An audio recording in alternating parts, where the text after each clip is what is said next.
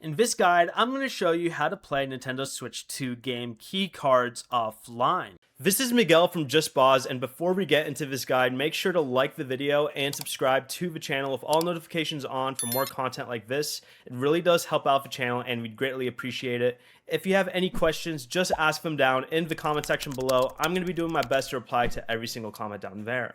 A game keycard can be played offline, but you first need to download the full game and launch it online at least once. Insert the game keycard into your Switch 2, then follow the instructions on the home menu to download the game. Make sure you have enough space in either system memory or on a micro SD express card.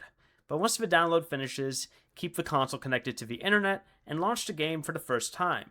Nintendo only requires an internet connection for that initial launch. But after that, you can disconnect from Wi-Fi and start the game offline normally.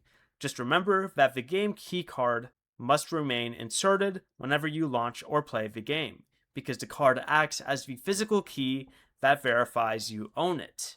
Before you leave, remember to like the video and subscribe to the channel with all notifications on for more content like this. It really does help out the channel and we'd greatly appreciate it. And if you did have any questions, just ask them down in the comment section below. I'm going to be doing my best to reply to every single comment down there. Peace.